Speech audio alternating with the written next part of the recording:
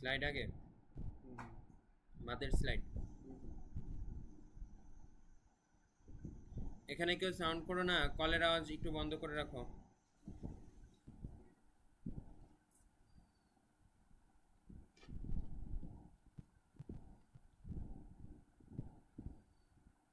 আসসালামু আলাইকুম ওয়া রাহমাতুল্লাহি ওয়া বারাকাতুহু।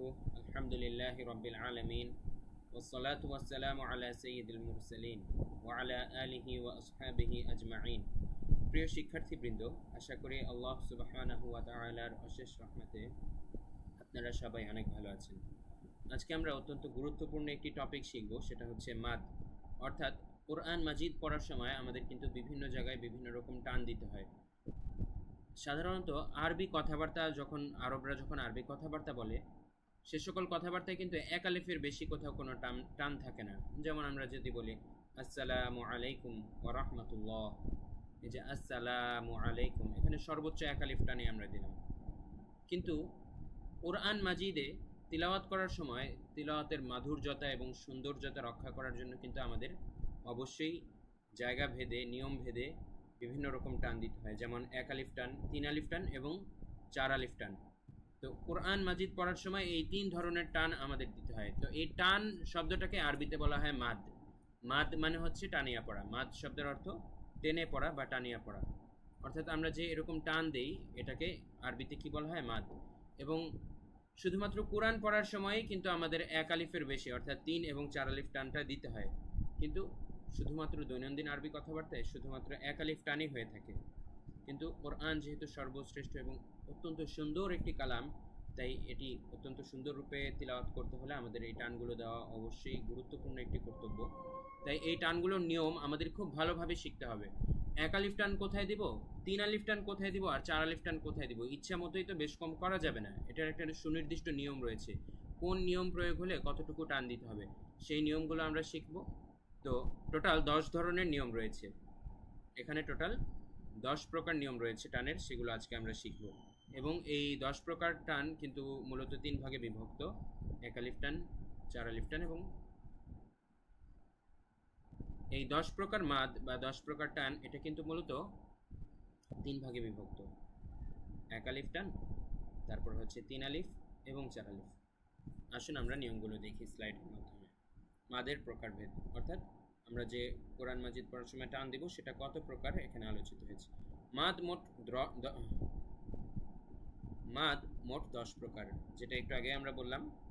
10 প্রকারের মধ্যে দেখুন প্রধান প্রকার কিন্তু 3টা, মূলত যে এক আলিফ মাদ, 3 আলিফ মাদ এবং 4 আলিফ মাদ। একটু আগে বলেছি, সরাসরি এখন আপনারা স্ক্রিনেও দেখতে পাচ্ছেন। এক আলিফ মাদ টোটাল 3 প্রকার, মানে এক আলিফ টান আমরা কোরআনে 3 ধরনের নিয়ম প্রয়োগ হলে বা 3 ধরনের জায়গায় আমরা এক আলিফ টান দিব। ঠিক আছে, সেই নিয়মগুলো কি কি, কোন কোন নিয়ম আসলে এক আলিফ টান দিব সেগুলো আমরা দেখাবো। 3 আলিফ টান আমরা দিব এই 2 ধরনের নিয়ম প্রয়োগ হলে, অর্থাৎ 3 আলিফ মাদ হচ্ছে 2 প্রকার এবং সর্বশেষ 4 আলিফ মাদ 5 প্রকার। এবং একটা মজার বিষয় কি, আপনাদের জন্য 4 আলিফ মাদ মনে রাখা একেবারেই সহজ। কেননা 4 আলিফ মাদ উপরে একটা সুনির্দিষ্ট চিহ্ন থাকবে, একটু পরে আপনারা দেখতে পাবেন। সেটা দেখলেই আপনারা বুঝবেন এখানে 4 আলিফ মাদ। তো নিয়মগুলো খুব ব্রেনে প্রেশার নিয়ে আপনাদের মনে রাখা খুব বেশি প্রয়োজন হবে না। তো এখন আপনারা শিখবেন কি, মূলত এক আলিফ মাদের 3টা প্রকার খুব গুরুত্ব দিয়ে আপনারা শিখবেন, মুখস্থ করতে হবে ভালো করে, নিয়মগুলো মাথায় একদম ভালোভাবে গাঁথতে হবে। এবং 3 আলিফ মাদের 2 প্রকারের মধ্যে একটা আপনাদের ভালো করে শিখতে হবে। আসুন আমরা দেখি এক আলিফ মাদ শুরুতেই, যেটা সবচেয়ে গুরুত্বপূর্ণ। আপনাদের সবার এক আলিফ মাদের প্রত্যেকটা নিয়ম খুব ভালোভাবে মনে রাখতে হবে। এক আলিফ মাদের প্রথম প্রকার যেটা, সেটা হচ্ছে মাদ্দে তবাঈ। মাদ্দে তবাঈর প্রয়োগ যখন আমরা পাবো তখন আমাদের এক আলিফ টান দিয়ে পড়তে হবে। তো মাদ্দে তবাঈটা কি, আসুন আমরা দেখে নেই। মাদের হরফ ওয়াও আলিফ ইয়া। তাহলে আমরা প্রথমেই জানতে পারলাম মাদের হরফ 3টি। মাদের হরফ কয়টি বলুন আপনারা? 3টি, ওয়াও আলিফ ইয়া। এগুলো হচ্ছে অনেকটা ইংলিশের ভাওয়েলের মতো। আমরা ইংলিশে যেমন জানি 5টি ভাওয়েল হয়, এ ই আই ও ইউ, যেগুলো উচ্চারণ করার সময় কণ্ঠনালীর কোথাও বাজে না, সরাসরি ভাওয়েল বা উচ্চারণ করতে সহযোগিতা করে। তো আরবির ক্ষেত্রে ভাওয়েল জাতীয় অক্ষর হচ্ছে ওয়াও আলিফ ইয়া। ঠিক আছে, তো আলিফটা হচ্ছে এর মতো আর ওয়াও অনেকটা ইংলিশের ডাব্লিউর মতো, আর ইয়া হচ্ছে এটা ইংলিশের ওয়াই এর মতো, যদিও এগুলো ইংলিশে ভাওয়াল না কিন্তু আরবিতে এগুলো ভাওয়াল। ঠিক আছে, মাদের হরফ আলিফ ওয়াও ইয়া, এই তিনটি হচ্ছে মাদের হরফ, আপনারা মনে রাখবেন। তো মাদের হরফ ওয়াও আলিফ ইয়া হলে ডান দিকের উচ্চারণকে এক আলিফ টেনে পড়তে হয়। এই নিয়মটা মনে রাখবেন আপনারা, একটু পরে এর প্রয়োগ দেখাচ্ছি। খারা জবর খারাজের উল্টো পেশ হলেও এক আলিফ টান দিয়ে পড়তে হয়। তাহলে মাদ্দে তবাই দুইটা। এই জায়গা থেকে একটু পজ হবে, এখানে একটু ভুল আছে কিনা বুঝতেছি না।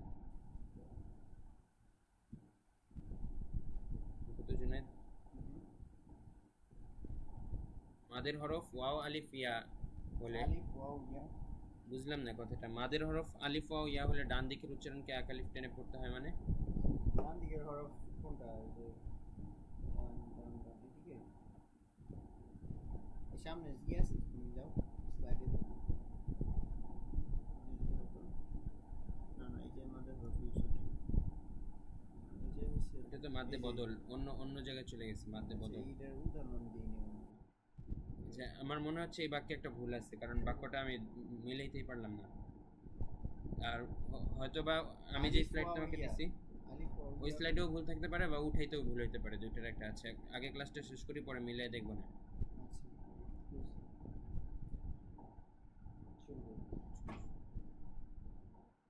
এখন আবার শুরু করছি।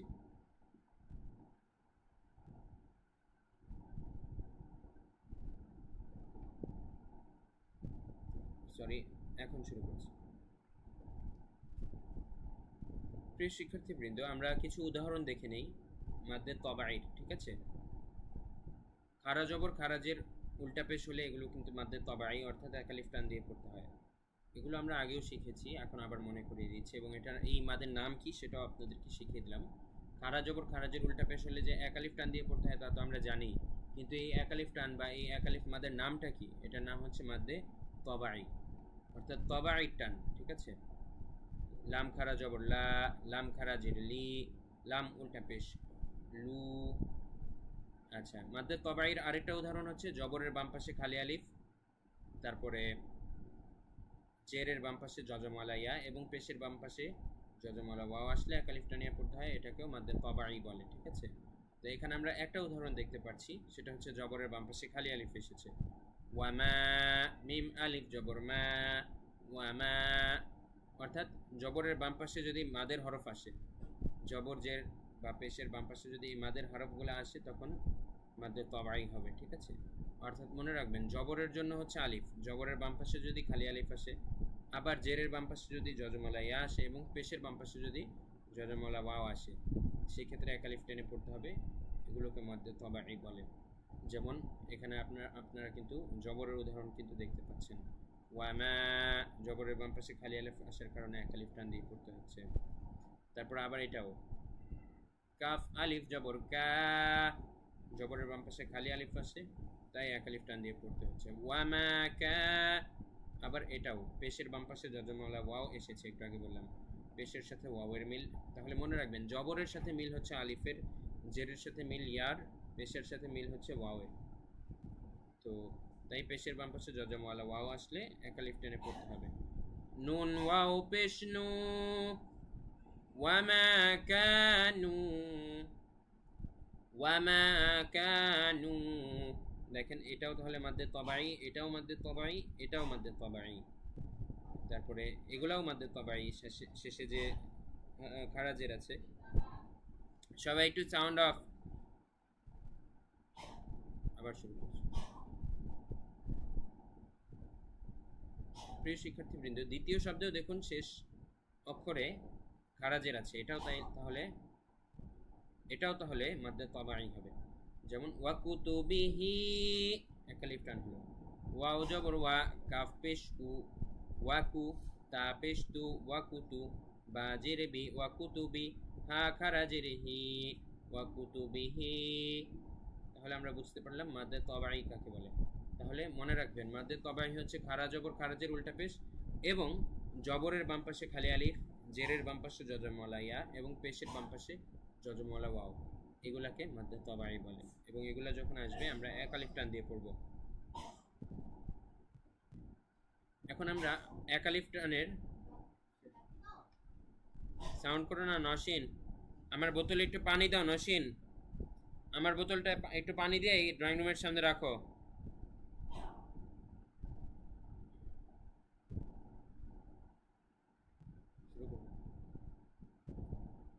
প্রিয় শিক্ষার্থীবৃন্দ, এখন আমরা শিখব একালিফ মাদের দ্বিতীয় প্রকার, সেটা হচ্ছে মাদ্দে বদল।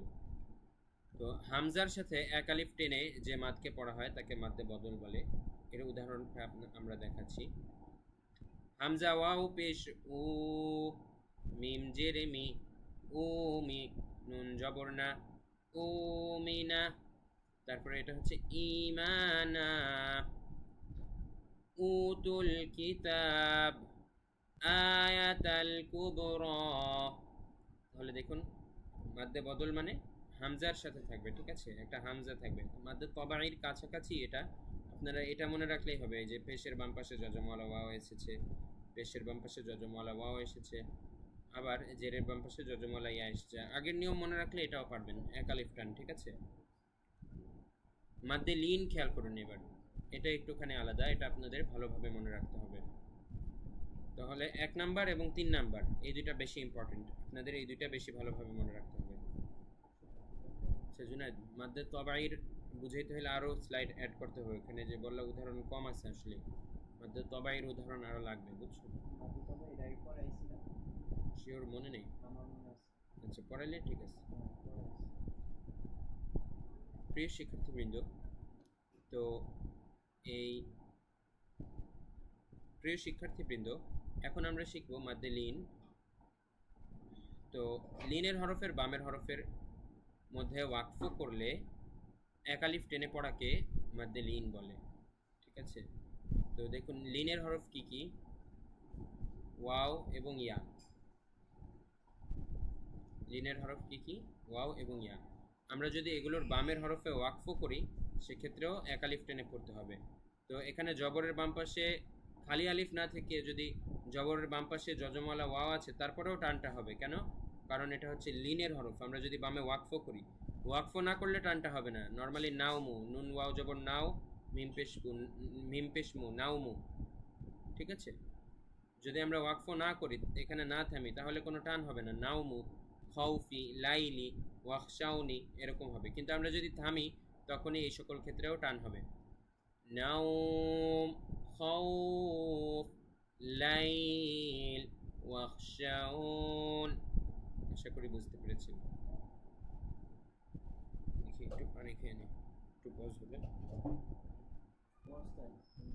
আমি ক্যামেরাম্যান বোঝার জন্য বললাম।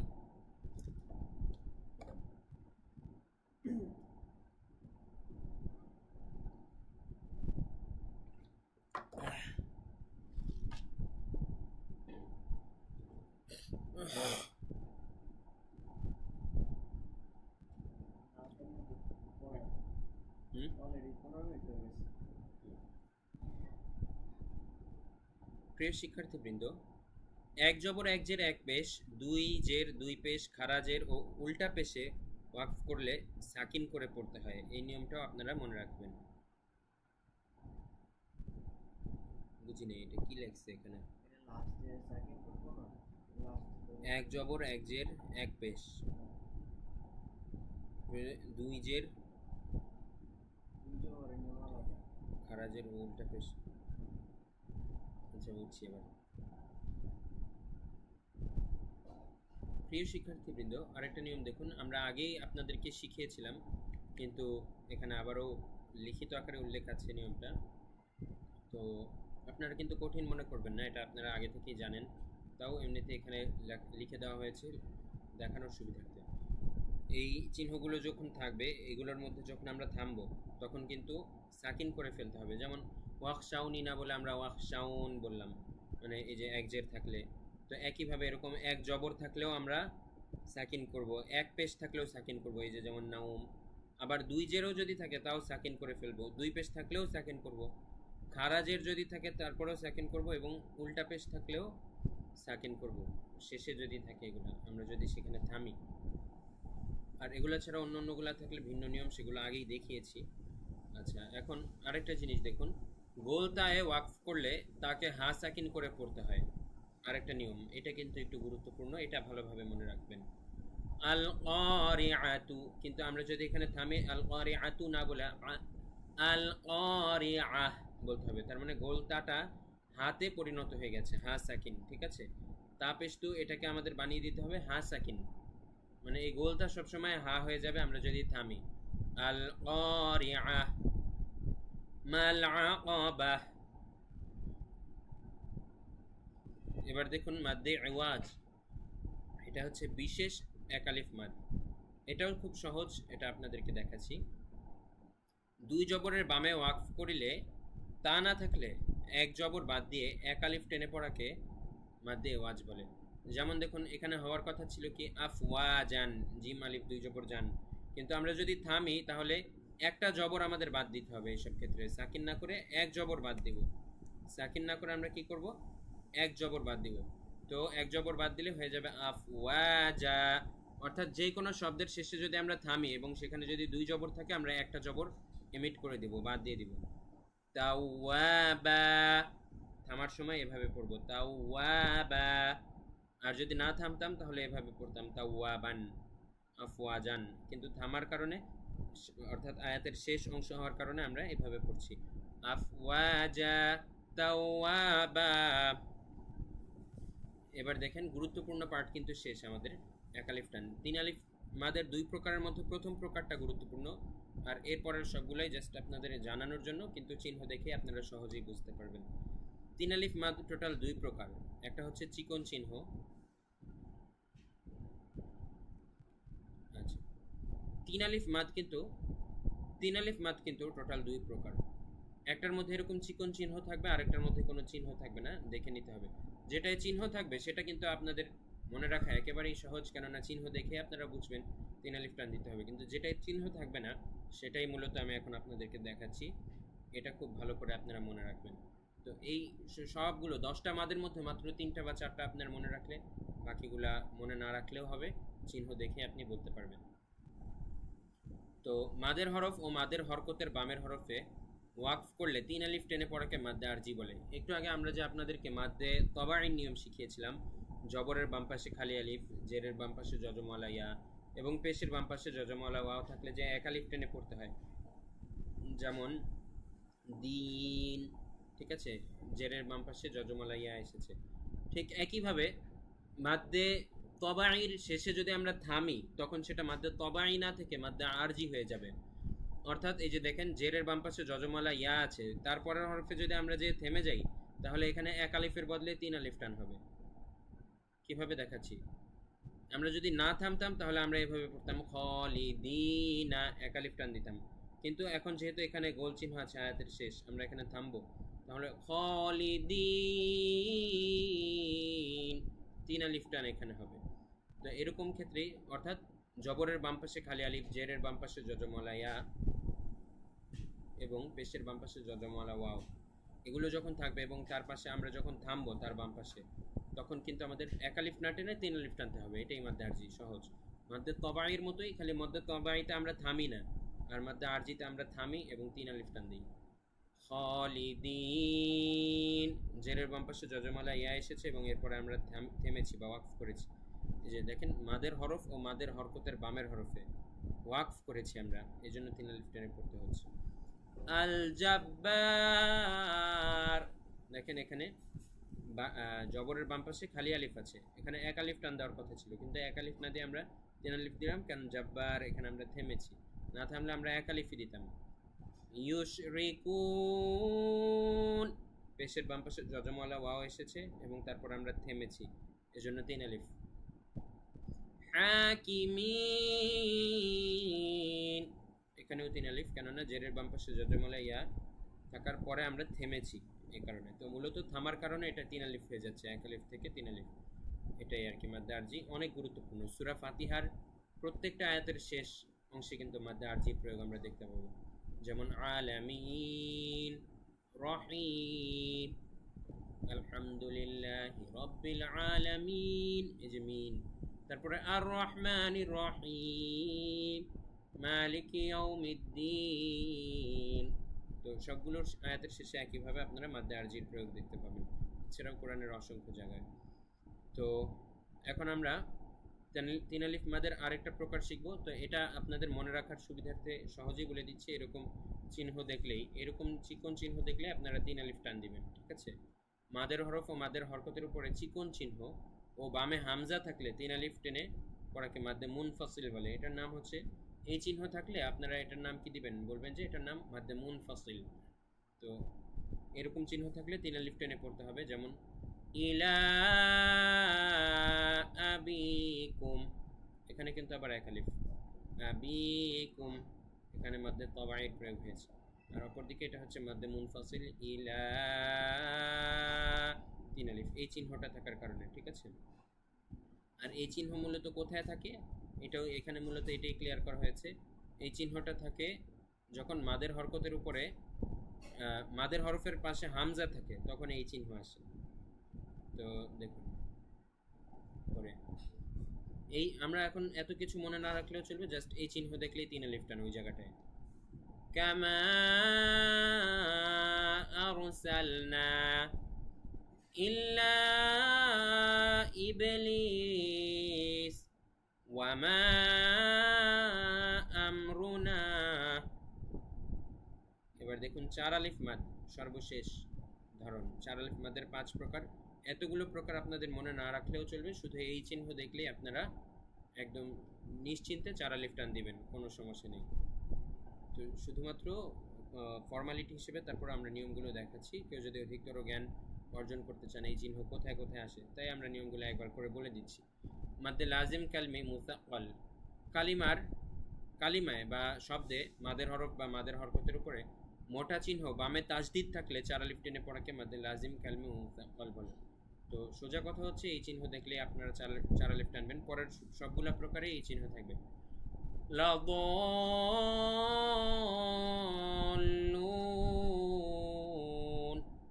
ঠিক আছে? এখানে চার আলিফ হবে এই চিহ্ন থাকার কারণে।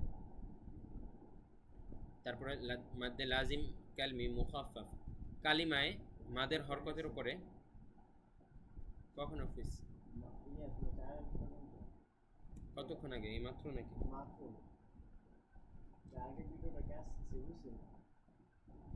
অর্থ কথা আগের বলতে আমরা তো একটাই ভিডিও শুরু করলাম।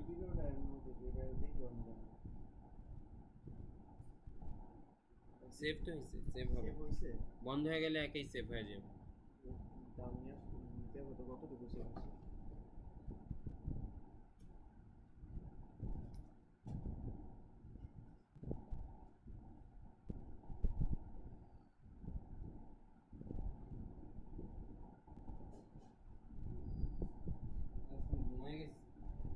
আচ্ছা, এর আগেরটার থেকে আবার বলি।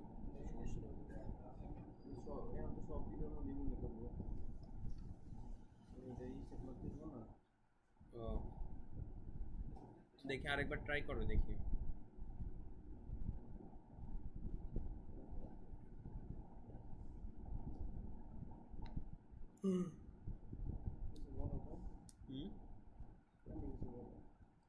আসসালামু আলাইকুম ওয়া রাহমাতুল্লাহি ওয়া বারাকাতুহু। আচ্ছা, স্ক্রিন রেকর্ড পজ দিয়ে রাখি, আর নাহলে তো আবার বেমিল হয়ে যাবে। স্ক্রিন রেকর্ড পজ দিয়ে রাখি। পজ দিব না স্টপ দিব?